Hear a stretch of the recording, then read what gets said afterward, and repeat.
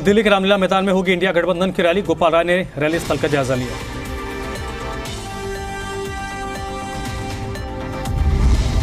India गठबंधन की महारैली में जुटेंगे दिग्गज राहुल गांधी, मल्लिकार्जुन खड़गे भी होंगे शामिल। महारैली में उद्धव ठाकरे और शरद पवार होंगे शामिल। अखिलेश यादव, तेजस्वी यादव भी पहुंचेंगे रामलीला मैदान।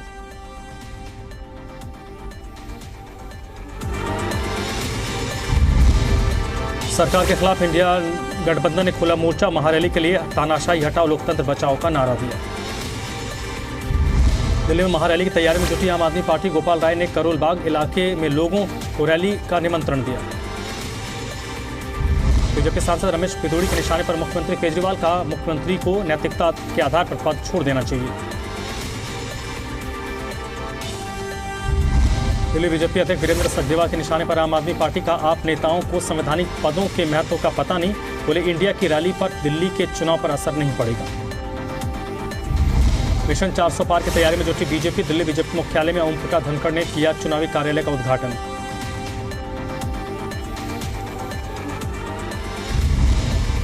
यूपी चुनाव का सह प्रभारी नियुक्त होने के बाद सांसद रमेश पिथौड़ी के समर्थकों में जोश। बीजेपी सांसद को दी बधाई। पिथौड़ी बोले यूपी के करीब 20 लोकसभा सीटों को मजबूत करने की मिली है जिम्मेदारी।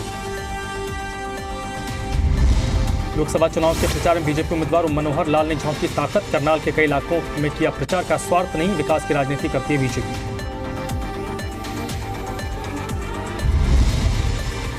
कांग्रेस विधायक चिरंजीव राव को नई जिम्मेदारी। पार्टी का राष्ट्रीय सचिव और राजस्थान का सह प्रभारी बनाया।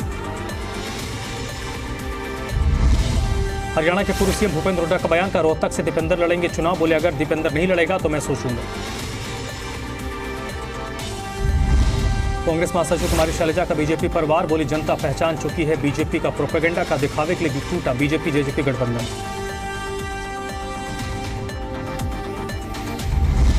कांग्रेस के प्रदेश अध्यक्ष उदय भान का बयान का लोकसभा चुनाव के लिए जल्द होगी उम्मीदवारों की घोषणा। बोले बीजेपी के पास खुद के उम्मीदवार नहीं। हरियाणा के पूर्व उप मुख्यमंत्री दुष्यंत चौटाला ने नारनौल हलके के कई गांवों का दौरा किया। बोले हिसार से नैना चौटाला हो सकती हैं जेजेपी उम्मीदवार। हरियाणा के पंचायत मंत्री महिपाल ढांडा का कांग्रेस पर हमला। का कांग्रेस में लोगों का दम घुटता है। परिवहन मंत्री असीम गोयल ने किया दावा। का हरियाणा की सभी 10 लोकसभा सीटें बीजेपी जीतेगी। कांग्रेस में शामिल होंगे पूर्व केंद्रीय मंत्री चौधरी वीरेंद्र सिंह का बेटे के हिसार से चुनाव लड़ने की इच्छा। कैबिनेट मंत्री डॉक्टर बनवारी लाल ने कांग्रेस और आम आदमी पार्टी पर साधा निशाना। इंडिया गठबंधन का हरियाणा में नहीं होगा कोई असर। इनकम टैक्स ने कांग्रेस को दिया 1823 करोड़ का नोटिस। जयराम रमेश ने कार्रवाई को बताया टैक्स टेररिज्म। कांग्रेस को इनकम टैक्स का नोटिस मिलने पर बोली राहुल गांधी का सरकार बदलेगी तो लोकतंत्र का चीरहरण करने वालों पर एक्शन होगा। भारतीय जनता पार्टी पर सुप्रिया सुमेध का तंज। का चुनाव से पहले विपक्ष को किया जा रहा है परेशान।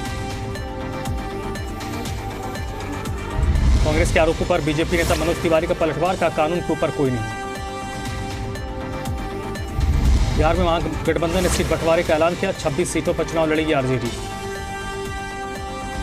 बिहार में कांग्रेस के खाते में आई 9 सीटें। 5 सीट पर लेफ्ट पार्टियां लड़ेंगी चुनाव। पूर्णिया सीट पर आरजेडी उतारेगी उम्मीदवार। बिहार में गठबंधन के सीट शेयरिंग पर जीतन राम मांझी का तंज। का दिखावे के लिए बटा हुआ है सीट बंटवारा। बिहार के डिप्टी सीएम विजय सिन्हा ने पप्पू यादव पर ली चुटकी। पूछा पूर्णिया छोड़ेंगे या दुनिया। लोकसभा चुनाव के लिए कांग्रेस ने जारी की 9वीं लिस्ट। 5 उम्मीदवारों के नामों का ऐलान। कर्नाटक के 3 सीटों पर कांग्रेस ने उतारे प्रत्याशी। अब तक 212 प्रत्याशियों का हो चुका ऐलान। अनुराग ठाकुर ने इंडिया गठबंधन को बताया ठगबंधन। का दिखावे के लिए साथ है आम आदमी पार्टी और कांग्रेस।